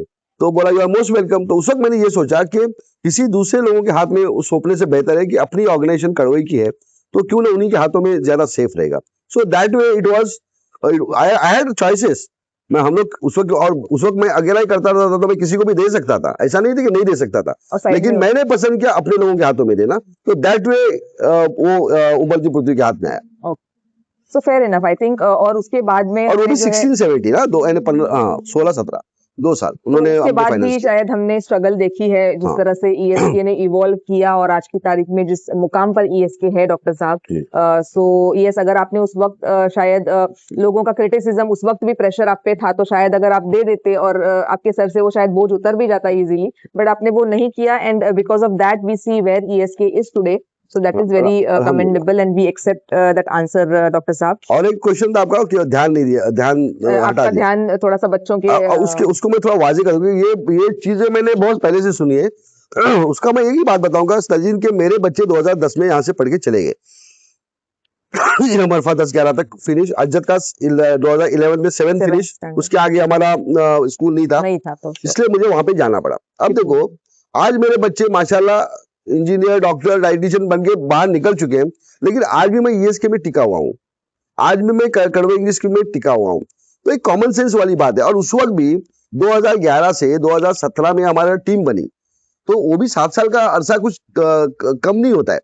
उस वक्त सिर्फ ये था कि मेरा जो फंक्शनिंग का तरीका था वो काफी अलग था, जो लोगों के इसमें नहीं आता था, नजर में नहीं आता था, लेकिन डे टू डे अपडेट रहता था। एवरी डे मुझे हेडमास्टर और नसीमा मैडम पूरा अपडेट उस दिन का दे देते थे कि आज स्कूल में हुआ क्या, किया क्या जा रहा है। ये 6-7 साल तक चलता रहा। तो ध्यान कम नहीं हुआ था, सिर्फ लोगों की नजर में नहीं था कि मैं क्या कर रहा हूँ। अगर ध्यान गया होता तो 7 साल स्कूल नहीं चली होती, तो वो 2-3 सालों में बंद हुई होती। तो ध्यान तो था, सिर्फ बाकी की जो मजबूरियां थी उसके तहत लोगों को लगता था कि मेरा ध्यान नहीं है। लेकिन at the end of the day I am thankful to Allah कि उन्होंने आप जैसे लोगों को उसमें शामिल कराया बाद में। डेफिनेटली। और आई थिंक कहीं ना कहीं हमें फैमिली को भी प्रायोरिटाइज डॉक्टर साहब करना पड़ता है। There is no bad, it is not a bad thing कि आपने एक कुछ अरसे के लिए अगर अपनी फैमिली को भी प्रायोरिटाइज किया हो, उनकी जरूरतों को, क्योंकि वो भी आपकी एक प्राइमरी जिम्मेदारी है यू नो इन सब रोल्स के साथ में, तो सभी तरफ देखना पड़ता है। So that is well answered doctor साहब।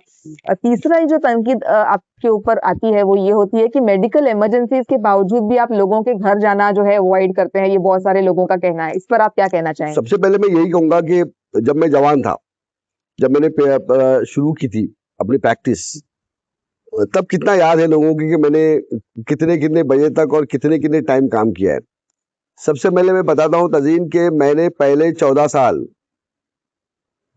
4 घंटा सोया हूँ मैं 24 आवर्स में, इतनी इमरजेंसी सेवाएं दी है। लेकिन जैसा मैंने पहले कहा कि जब मुझे स्पॉन्डिलोसिस और ये सब शुरू हुआ, जब बढ़ी, तो नेचुरली थोड़ा हेल्थ का जो इशू था वो मेरा अपना था, तो उसमें थोड़ा मुझे वो उसके ऊपर ध्यान देना था। एक दूसरा मेडिकल इमरजेंसी जो है ना, वो मैंने थोड़ा पब्लिक को समझाना चाहूंगा। What is medical emergency?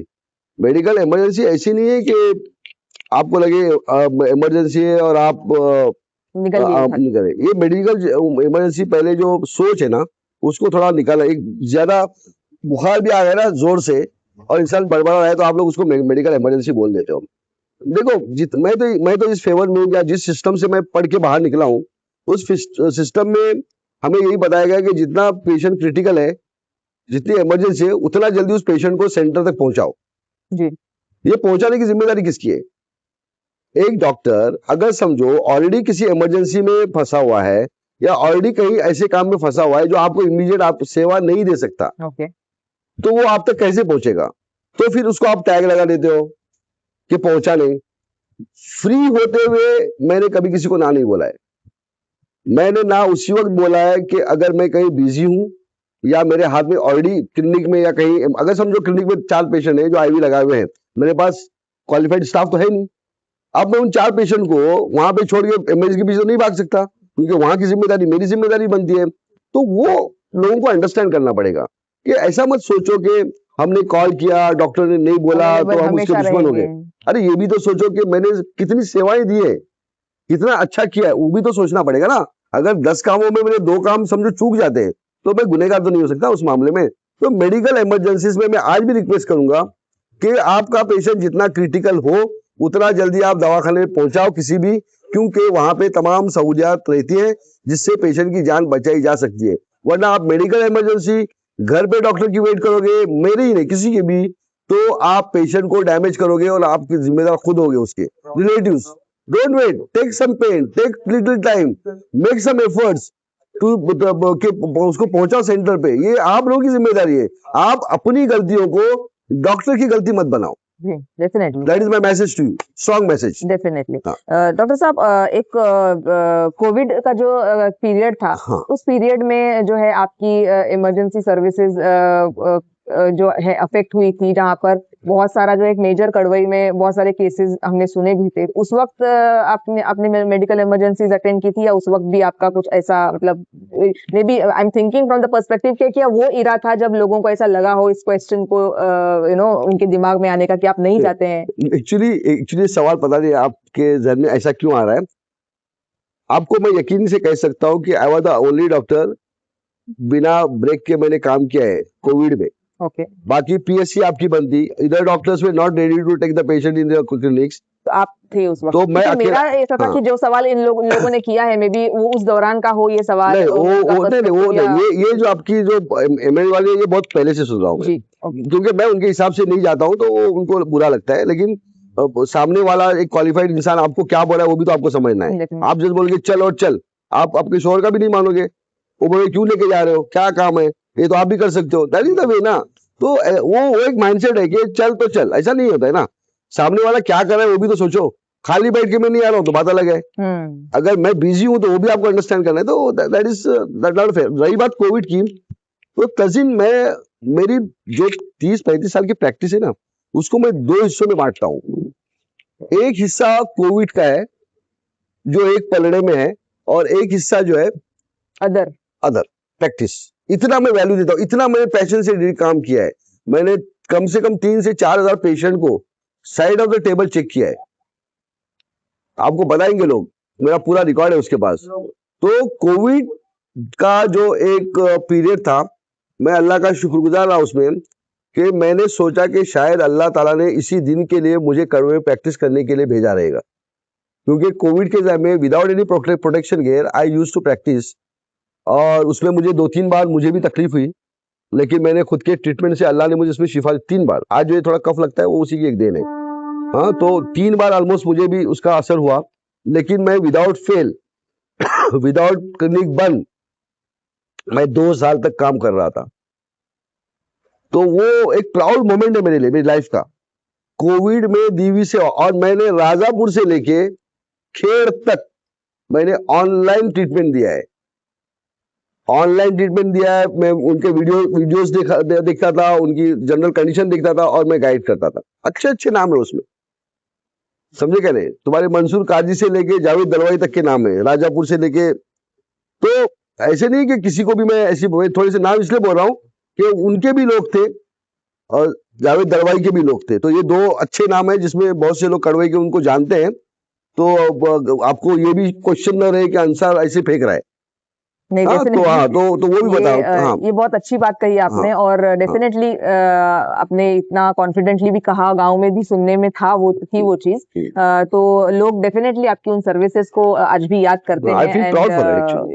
It is a thing to proud definitely. जहां पर बाकी सब लोग परहेज कर रहे थे, तो आई थिंक ये सवाल हाँ, का उसमें और एक बात इसमें बता कि कुछ लोगों ने मुझे ये भी पूछा कि आपको डर नहीं लगता? वो भी तो ये था ना, क्योंकि कभी-कभी देखो इतनी बेबैकैश इंसान काम करता है तो जिसने देखा नहीं उसको लगा वो झूठ लगेगा, डेफिनेटली जिसको देख रहा है वो मुझे वही सवाल पूछेगा। तो मैं बोला झूठ, डर तो लगता है। फिर आपके पास कुछ इतना कुछ है भी नहीं खास के प्रोटेक्ट प्रोटेक्शन कर की। रहे हो हाँ, आप अपने आप को। मतलब देखो प्रोटेक्शन तो अल्लाह ने बताया ना कि किस चीज में है। तो मेरा प्रोटेक्शन था वो बावजू रहना, दुआ करना, और एक तकदीर लिखी है मेरी कि अंसार इस हिसाब से मरेगा। तो कोविड में ही अगर मुझे मरना है तो मैं अगर घर में रहूंगा तो भी कोविड से ही अफेक्ट होके मरूंगा, और कोविड में नहीं मरना है तो मैं पेशेंट के बीच रह के भी नहीं मरूंगा। So that was my faith. इतना तकवा था अल्लाह में मुझ में कि, और दूसरी बात ये थी कि अल्लाह ने मुझे डॉक्टर बनाया जो विसिनिटी में कोई नहीं है। तो वो भी एक मेरा रोल है ना कि जिन लोगों के पास जो चीज नहीं है वो मैं दूं। डेफिनेटली तो मैंने उसका एक एडवांटेज लिया, तो अल्लाह ने उसमें मेरी मदद भी की, मेरे हेल्थ की हिफाजत भी की, और अल्हम्दुलिल्लाह मुझसे काम भी लिया। तो आई एम थैंकफुल टू अल्लाह और आल्सो। अल्लाह का शुक्र है कि हाँ, आपने इतनी सब डिफिकल्टीज के बाद, क्योंकि वो पीरियड एक सबके लिए एक कहते हैं ना काला दौर रहा है। और फैमिली आपकी भी थी, सभी की फैमिलीज होती है, बट वो न सोचते हुए आपने जिस डेडिकेशन से वो सर्विसेज दी, सो दैट मेरी इज फैमिली रियली को प्रोटेक्ट किया, रियली किसी को हुआ रियली नहीं, कमेंडेबल। घर में किसी को ये नहीं हुआ, मुझे होने रियली के बावजूद भी। वो बहुत ही कमेंडेबल है वो डॉक्टर एक साहब, अल्लाह और की उसका देन दिया हम है। शुक्रिया भी अदा करते हैं पूरी कम्युनिटी की तरफ से आपका। अल्हम्दुलिल्लाह, जज़ाकल्लाह। कोई ऐसा वाकया डॉक्टर साहब आप हमें बता सकते हैं जो आपको आपके दिल में हमेशा से ताजा रहा है, यादगार रहा है आपके लिए, स्कूल या क्लिनिक से रिलेटेड? नहीं, क्लिनिक के ताल्लुक से जो यही जो था, जो मैंने कहा ना आपको कि कोविड का जो फेस था मेरे लिए, वो मेरी ज़िंदगी का एक निचोड़ है मेरी प्रैक्टिस का। और अल्लाह ने मुझे वो मकाम दिया कि मैं ऐसे एडवर्सिटी में, जहाँ पे लोग भागते हैं, डॉक्टर्स अपने क्लिनिक्स बंद करते हैं, और मैंने बेबाकी के साथ अल्लाह की रज़ा के लिए तकवे के साथ काम किया, और अल्लाह ने 99% शिफा दी। एक 2-3 पेशेंट का थोड़ा सा प्रॉब्लम हुआ, वो उनकी वजह ये थी कि वो लेट मेरे पास आए थे, और जो मैंने फॉलोअप दिया था वो फॉलोअप के लिए आए नहीं। तो वो 2-3 पेशेंट नुकसान हुआ, 3 पेशेंट का। वरना अल्लाह का शुक्र है कि वो अल्लाह ताला ने मुझे उस चीज़ को मैंने दे दिया उसके लिए। So I am thankful to God. वो रहा दवाखाने का। अब स्कूल का जो है ना, वो एक छोटा सा वाक्य है। जब हमने स्कूल 2003 में शुरू की तो नेचुरली प्रोसेस बहुत रहते हैं, पेपर्स वर्क बहुत रहता है, सबमिशन रहता है, फिर बोर्ड उसकी मान्यता दे, वो एक सबसे बड़ा लंबा प्रॉब्लम होता है। प्रोसेस है। और आपको मालूम है कि मान्यता तो आराम से मिलती नहीं है, ना आज थी ना उस वक्त थी। लेकिन अल्लाह का शुक्र है कि मेरे कुछ ताल्लुकात ऐसे थे, कुछ असर रसूख ऐसे थे कि जिसमें जो भी अड़चने थी वो सिर्फ मेरे कॉल से या मेरे मिलने से ही दूर हो जाती थी। फाइनेंशियली वैसे मुझे कुछ उसको देने की जरूरत नहीं पड़ी। तो ऐसे एक वाकया है कि जब मैंने द कड़वा इंग्लिश स्कूल के पेपर सबमिट किए कोल्हापुर बोर्ड में, उस वक्त कोल्हापुर बोर्ड था। हाँ। तो पेपर सबमिट करने के बाद चंद महीनों के बाद मुझे एक फोन आया कि बोले कौन बोल रहा है, तो मैं शॉर्ट करता हूँ उसको। फोन आया कि आप डॉक्टर अंसार वही कड़वे के हो? तो बोले हाँ। तो बोले आपके स्कूल के पेपर मेरे टेबल पे पड़े हुए हैं और मैं जोशीलकर बोल रहा हूँ, मिस्टर जोशीलकर। तो मैं उस नाम को भूल चुका था। मैं बोला जोशीलकर, कौन जोशीलकर? तो बोले काय डॉक्टर विसरलात तुम्ही, आपण 89 to 93 मी एज्युकेशन ऑफिसर होतो हाँ। इथे यावर, आणि आपण प्रत्येक मंचावर भेटायचो, मिलते थे हम लोग। तो अरे फिर मुझे याद आया। तो बोले अरे आप? तो बोले हाँ। तो बोले नहीं, उस वक्त से मैंने आपको भूला नहीं हूँ, वो अकीदत, वो प्यार अभी भी है। और आज मैं डिप्यूटी डायरेक्टर कोल्हापुर बोर्ड का हूँ।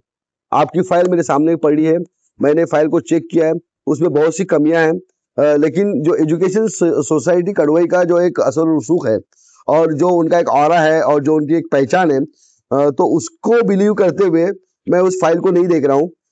मैं आपको परमिशन दे रहा हूँ 7वीं तक की, फ्रॉम 1st to 7 मैं रजिस्ट्रेशन करा के दे रहा हूँ। फिर जो एक नेचुरल प्रोसेस होता है रजिस्ट्री का, वो रत्नागिरी जिले से आपको मिलते जाएगा, लेकिन बोर्ड से मैं 7वीं तक का आपको रजिस्ट्रेशन करा के दे रहा हूँ। और वो रजिस्ट्रेशन की जो कॉपी फाइल है वो आप मेरे घर पे आके ले लो। बोला घर से उनके होते, बोले हाँ घर पे आके ले लो। तो उसके बाद हम 18 नवंबर 2003 मैं, इब्राहिम यूसुफ जुले साहब और अफसर खान सुबह निकले और 10 बजे उसके घर पे पहुंचे। और बड़ी इज्जत और वकार के साथ उसने हमें बिठाया, बहुत प्यार से मिले हम लोग काफी सालों के बाद। और वो कड़वई स्कूल की रजिस्ट्रेशन की फाइल उसने हमारे हाथ में सौंपी। और आपको सरप्राइज बता तो मैंने उनको पूछा कि मुझे क्या देना पड़ेगा, तो बोले कुछ नहीं, एक दोस्ती की गिफ्ट है आपके लिए, जो मैं एक स्कूल इतने छोटे से गांव में इतनी मेहनत के बाद और उसकी एडवर्सिटी को जानते हुए जो आप एक निडरता से जो काम आप कर रहे हो, उसके लिए एक दोस्त की तरफ से आपको एक गिफ्ट दे रहा हूं मैं, माशाल्लाह। Registration. So that was the way the Kadwai school were founded. that was the way the people supported me. that was the way एक रजिस्ट्रेशन को इतनी आसानी के साथ कोई अपने घर पे डिप्यूटी डायरेक्टर बुला के दे, वो itself फॉर द एजाज। सो आज के जमाने में ऐसा होगा नहीं शायद, क्योंकि उतने पुख्ता रिश्ते किसी के साथ है नहीं। डेफिनेटली। तो इसलिए मुझे प्राउड लगता है इन सब चीजों का कि अल्लाह ने इस इंग्लिश मीडियम की स्कूल की जो बुनियाद है उसको अल्लाह की तरफ से गाइडेड है वो। क्योंकि इतनी सारी अड़चने, इतनी सारे सब कुछ आने के बाद भी, इतनी निगेटिविटी के बाद भी अल्लाह उसको फलाह की तरफ लेके जा रहा है और फ्यूचर उसका ब्राइट है। तो मेरी नजर में ये इसको कुछ होगा नहीं, डेफिनेटली, इंशाल्लाह। हाँ, क्योंकि उसकी बुनियाद ही बहुत फेथ पे डिपेंड है। इंशाल्लाह। और आपका जैसा ऑरा है डॉक्टर साहब, आपने बताया इतनी सारी बातें हमसे की, तो डेफिनेटली एक और यादगार जो आपका लम्हा है, बहुत ही कम ऐसा होता है कि इतने बड़े बड़े ऑफिसर्स जो है I think they don't care usually, और वो आंसरेबल भी नहीं होते हैं किसी को, अगर वो मना भी कर देते उस वक्त शायद। तो डेफिनेटली आपका ऑरा ही है जिसकी वजह से ये सब मुमकिन हो पाया है, and we thank you for that. एक और जो है बहुत इंटरेस्टिंग सवाल मेरे दिमाग में ये आ रहा है कि डॉक्टर साहब अगर आप डॉक्टर नहीं होते तो क्या होते? मैं डॉक्टर ही होता। वो इसलिए बोल रहा हूँ कि बताता हूँ मैं, उसकी वजह ये है कि शायद एमबीबीएस नहीं कुछ तो होता, लेकिन डॉक्टर ही फील्ड में होता। उसकी वजह ये थी कि मेरे वालिद साहब का एक सपना था। उसकी एक स्टोरी छोटी सी। वालिद साहब का एक सपना था कि मैं मेरे बेटे को डॉक्टर बनाऊंगा। और जब मैं चौथी पांचवी था ना, तब वो वाज अ मैनेजर एट फजंदार हाई स्कूल, फजंदार होटल लॉज जो भेंडी बाजार में मांडी पोस्ट के ऊपर, वहां पे वो 17 साल से मैनेजर थे। वो अपने जो क्लाइंट्स थे उनको भी बोलते थे, सबको बोलते थे कि मैं मेरे बेटे को डॉक्टर बनाऊंगा।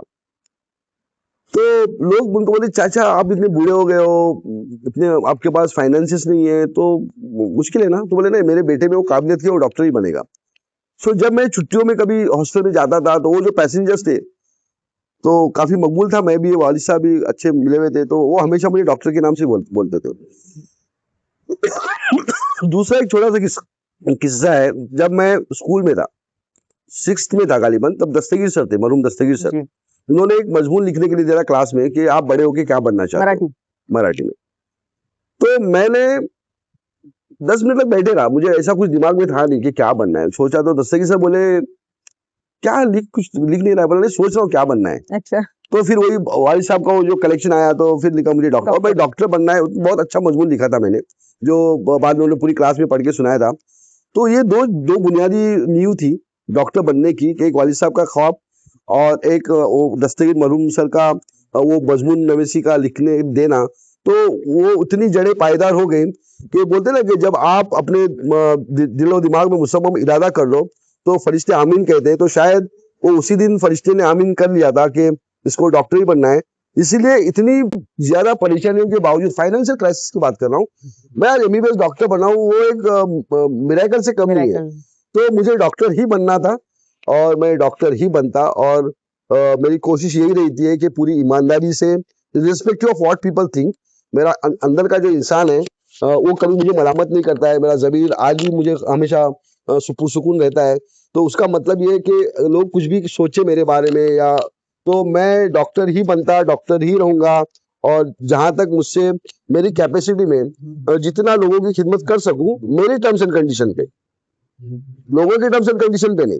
क्योंकि कभी कभी कुआं तो आता नहीं है, पैसे के पास, पैसे को कुएं के पास जाना पड़ता है। तो अगर मेरी एज को का लिहाज रखते हुए, मेरी क्वालिफिकेशन का लिहाज रखते हुए, मेरा जो ऑरा है उसका लिहाज रखते हुए, अगर लोग उसमें ज्यादा कॉपरेट करेंगे तो मैं वादा करता हूँ कि लोग और ज्यादा फैजियाब होते रहेंगे मुझसे। इंशाल्लाह। तो कोशिश कीजिए कि मेरे ऊपर भरोसा कीजिए, विश्वास कीजिए ये छोटी छोटी अनवांटेड जो क्रिटिसिज्म है, बातें हैं, उसको प्रोमिनेंट मत कीजिए अपने ऊपर। और एक जो एक वे ऑफ लिविंग है उसको एक सरल और सादा बनाइए, और अच्छी चीजों को, अच्छी बातों को, अच्छे कामों को, अच्छी प्रैक्टिस को अपनाने की कोशिश कीजिए, उसमें आप ही का फायदा रहेगा। डेफिनेटली, इंशाल्लाह। और जिस तरह से आपने कहा कि लोग रिकॉग्नाइज भी करते हैं डॉक्टर साहब आपको, और होता है नेगेटिविटी तो हर जगह होती है, it's a part of life, हमेशा कोई पॉजिटिव वाइब्स लेकर नहीं आता है। सो इंशाल्लाह हम उम्मीद करते हैं कि आज के एपिसोड के बाद जो नेगेटिविटी अगर है कहीं तो वो डेफिनेटली कम हो जाएगी। Will try, I mean we have tried our best कि आपको एज अ पर्सनालिटी हम लोगों को पोर्ट्रे करें, और इंशाल्लाह वो हो जाएगा। एक बात बीच में बोलूंगा तज़ीम के, मैं निगेटिविटी को ना निगेटिव वे से नहीं लेता हूँ। In fact negativity is an inspiration for me.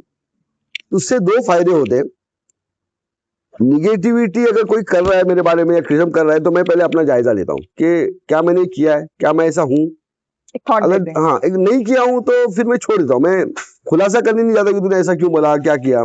तो लोगों को कभी कभी एक मैसेज ऐसा आता है कि मासी इंशाल्लाह नहीं ना मुझे कायतरी ज्यादा नड़ते। ऐसा नहीं है मेरा स्वभाव। मेरा स्वभाव ये है कि आपने क्रिटिसाइज किया, आई टेक इट पॉजिटिवली कि वो कर रहा है तो मैं ऐसा हूँ क्या, नहीं हूँ, ऐसी गलती हुई क्या, नहीं हूँ। हाँ, अगर गलती है तो आई करेक्ट माई सेल्फ। तो मैं पूछने नहीं जाता ना, तो वो भी एक लोगों के दिमाग में है कि इतना सारा उसको बोलने के बाद भी वो पूछता ही नहीं है, इसके मतलब इसमें कुछ दोष है। सो वो एक माइंडसेट भी एक अलग किस्म का, I don't understand that.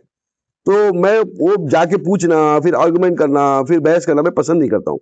Criticism आया, सोचता हूँ, गलत है तो सुधारता हूँ, नहीं गलत है तो छोड़ देता हूँ। That is my way of living. I think that is the way people have to take criticism, क्योंकि वो कहते हैं ना कि लोगों का काम है कहना, तो उस तरह का हिसाब होता है हर जगह। सो दैट इज मेन जो मेरा जो बुराई, यानी जो मेरे बारे में जो आता है ना लोगों के दिलों में, उसकी मेन वजह वही है कि मैं लोगों के पास जाके पूछता नहीं हूँ। हाँ, बार दफा तो ऐसा हुआ है कि कई लोगों ने मैसेज आया भेजे, अरे अमित इतना उसको बोल रहे हैं, वो आके पूछ भी नहीं रहे। ऐसे मैसेज भी आते हैं मेरे पास। करना क्यों जाऊं मैं बाबा, जब मैंने कुछ किया ही नहीं है। और आखिर में मुझे अल्लाह को हिसाब देना है ना। अगर मैं आपके साथ कुछ बुरा करूंगा, किसी को बुरा करूंगा, हाँ, अगर आपके पास कोई ऐसी दलील है, जानबूझ के तो कुछ किया नहीं, गलती से गलती होती है। तो अगर लगता है कि ये गलती है तो लाओ सामने। अगर मुझसे गलती हुई है तो मैं माफी मांग लूंगा, अपने आप में सुधार लाऊंगा। और अगर गलती नहीं है तो आपका भी जो एक ये है वो निकल जाएगा दिमाग से। डेफिनेटली।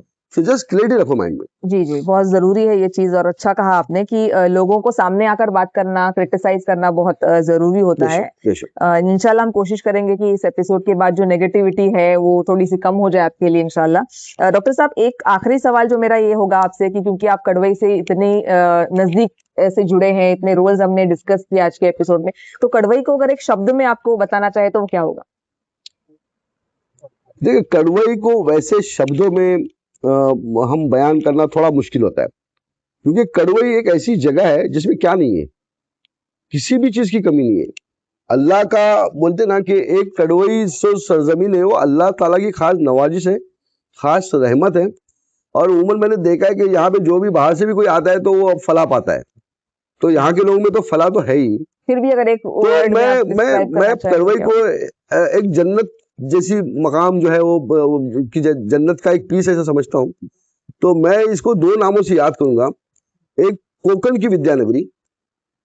कोकण की विद्यानगरी इसलिए कि ये कड़वई इंग्लिश स्कूल जो है ये उस वक्त से चला आ रहा है जब विसिनिटी में कोई अच्छे स्कूल्स नहीं थे। और गालिबन महाराष्ट्र के कलबो जवार के या जो 5 डिस्ट्रिक्ट है, रायगढ़ से लेके सिंधुदुर्ग तक, तो हर डिस्ट्रिक्ट के तालुके के लोग यहाँ पे आके पढ़े हैं और अपनी अपनी अच्छे मकाम पे फायज हैं, और उन्होंने अपनी जिंदगी में कुछ मकाम हासिल किया है। साथ साथ कड़वई के यहाँ के बाशिंदों को भी काफी उसका फायदा हुआ है। और आज हम लोग जो बैठे हैं वो उसी मिट्टी की और उसी स्कूल की देन है। तो इसके लिए मैं उसको एक विद्यानगरी बोलूंगा, कोकण की Vidyanagari, one of the oldest institution in Konkan. So naturally we feel proud for that. दूसरा, जैसा मैंने आपको कहा कि एक जन्नत जैसी जगह है जिसमें जोग्राफिया भी अच्छा है, लोग भी अच्छे हैं, रहने को मजा आता है, तमाम सहूलियात हैं। तो एक बाग इरम जैसी जन्नत का बाग है, वैसे भी बोलूंगा उसको। डेफिनेटली। और जिस तरह से आपने कहा कि बहुत अच्छा कहा आपने विद्यानगरी जो नाम दिया, क्योंकि आज एजुकेशन फील्ड में कड़वई को जो है उस तरह से माना और जाता है। फ्यूचर भी उसका है उसके साथ, और हाँ और डेफिनेटली इंशाल्लाह और वो बनेगी। इंशाल्लाह फ्यूचर भी हम देखते हैं जिस तरह से आज डेवलप्ड है हमारा एजुकेशन, जो इंफ्रास्ट्रक्चर वाइज बोलिए या फिर फैसिलिटीज सेटअप वाइज बोलिए, जिस तरह से वो मुझे ऐड करना था, वो जी दिमाग से जी, निकल गया। तो वो चीज जो है डेफिनेटली एक विद्यानगरी के नाम से जाना जाए इंशाल्लाह। कड़वई जिस तरह से जाएगा, कोशिशें चल रही हैं, और इसी के साथ हम अपना जो ये एपिसोड है उसका यहीं पे अंत करते हैं। एंड डॉक्टर साहब, ये छोटा सा एक टोकन ऑफ अप्रिसिएशन हमारी तरफ से आपके लिए thank you. For being a part of the show.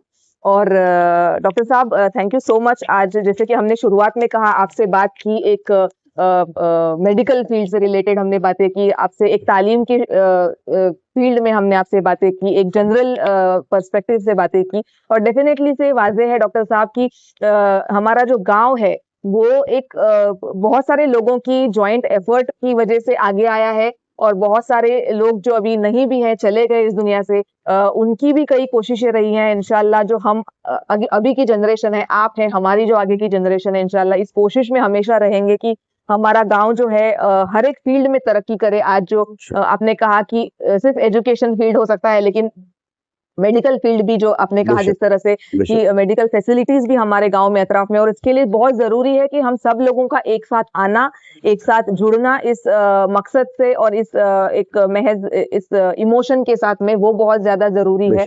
और इंशाल्लाह हम उम्मीद करते हैं कि हमारे लोग, आसपास के लोग इस कोशिश में हमारे साथ जुड़ें, और कड़वई स्पीक्स के इसी तरह के कॉन्वर्जेशंस हम आपके सामने लाते रहेंगे, और भी अच्छी और भी पर्सनालिटीज के साथ जो कड़वई से जुड़ी हैं और कड़वई के लिए जो बेहतर काम कर रहे हैं इंशाल्लाह। और अगर कड़वई स्पीक्स जो है ये उमलती पृथ्वी का एक इनिशिएटिव है, जैसा कि हमने पहले आपको बताया, उमलती पृथ्वी फाउंडेशन के इस इनिशिएटिव को अगर आप सपोर्ट करना चाहते हैं, आप अपने बिजनेस को स्पॉन्सर करना चाहते हैं हमारे जरिए, तो आप हमारी टीम को या मुझे कांटेक्ट कर सकते हैं। इंशाल्लाह हम आपको गाइड करेंगे कि किस तरह का सपोर्ट आप प्रोवाइड कर सकते हैं।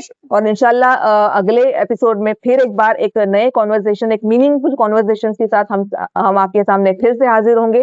तब तक के लिए stay tune for the next episode of Kadwai speaks, क्योंकि गांव छोटा हो सकता है पर उसकी सोच और उम्मीद कभी नहीं। कड़वई फिर से बोलेगा। Stay tune. थैंक यू, जज़ाकल्लाह।